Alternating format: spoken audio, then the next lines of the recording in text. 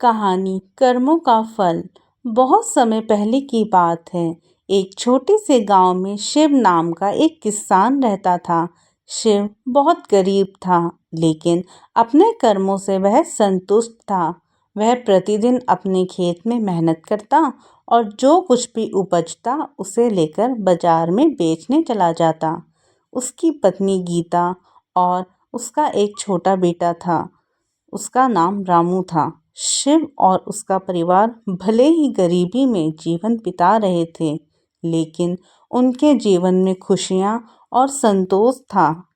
शिव के खेत के बगल में ही एक बहुत बड़ा खेत था, जो एक धनी जमींदार का था। उस जमींदार का नाम रघुवीर सिंह था।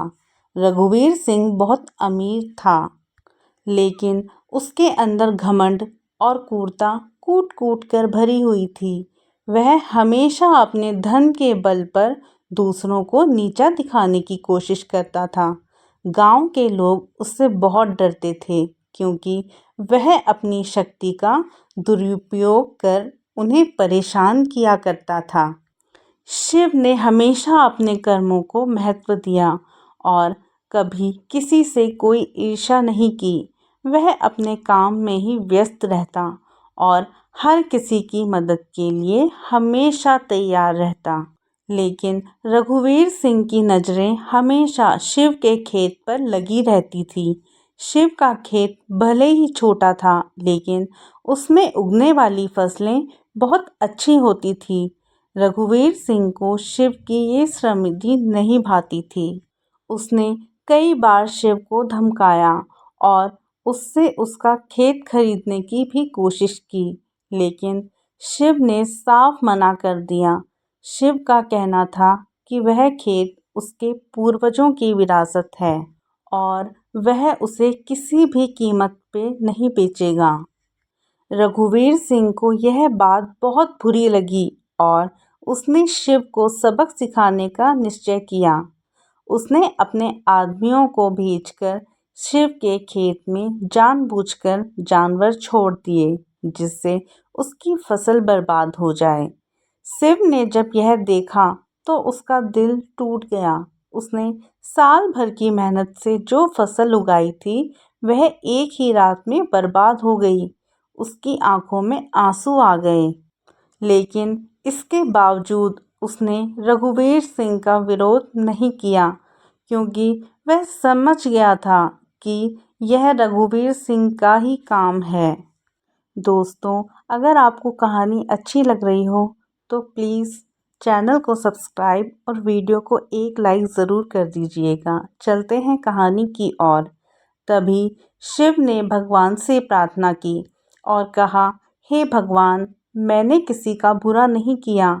मैं हमेशा ईमानदारी से अपना काम करता रहा हूँ।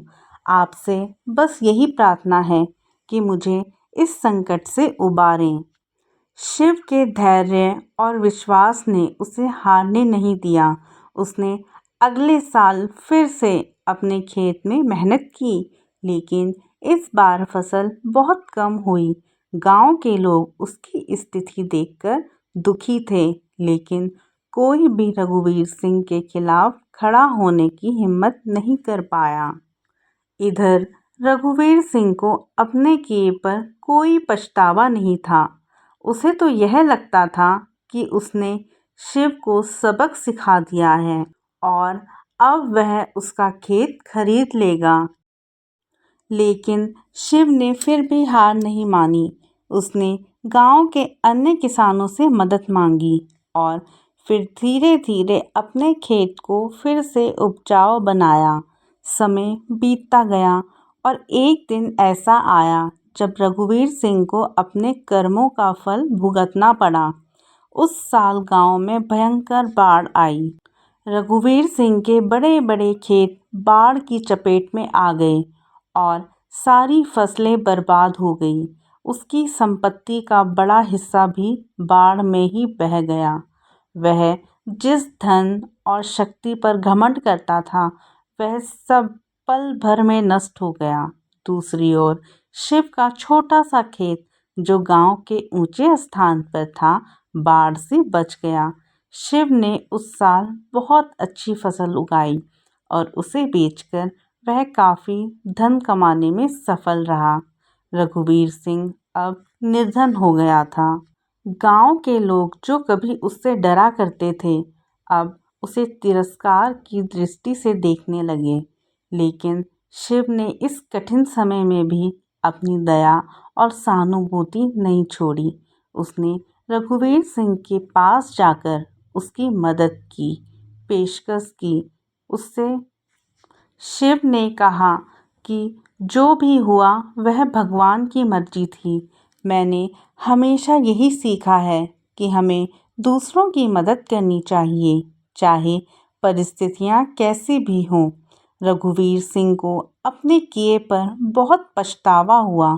उसने शिव से माफ़ी मांगी और कहा, मैंने तुम्हारे साथ बहुत बुरा किया है, लेकिन तुमने फिर भी मुझे माफ़ कर दिया और मेरी मदद करने आए।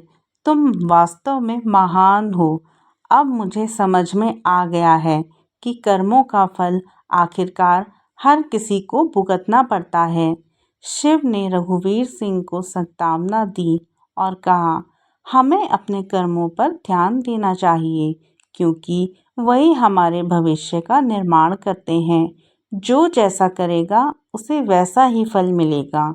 अगर हम अच्छे कर्म करेंगे तो हमें उसका अच्छा परिणाम देखने को मिलेगा, और अगर बुरे कर्म करेंगे तो उसका परिणाम भी बुरा ही होगा।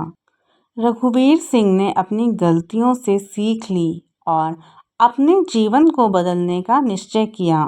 उसने अपना सारा शेष धन दान कर दिया और गरीबों की मदद करने में अपना जीवन बिताने लगा। उसने शिव को अपना सच्चा मित्र माना और हमेशा उसकी सलाह मानने लगा। अब गांव के लोगों के लिए यह एक बड़ा उदाहरण था कि कैसे कर्मों का फल अवश्य मिलता है। उन्होंने शिव के धैर्य और सच्चाई का सहारा और रघुवीर सिंह के जीवन में आए बदलाव से प्रेरणा ली। धीरे धीरे गांव में सभी लोग ईमानदारी और परोपकार के मार्ग पर चलने लगे। शिव और उसका परिवार अब सुखी और समृद्ध जीवन जी रहा था। उसने अपने बेटे को भी अच्छे संस्कार दिए और उसे सिखाया कि जीवन में हमेशा सत्य और धर्म के मार्ग पर ही चलना चाहिए। इस कहानी से हमें यह सीख मिलती है कि कर्मों का फल निश्चित होता है। अच्छे कर्म हमेशा अच्छे परिणाम लाते हैं, जबकि बुरे कर्म विनाश की ओर ले जाते हैं।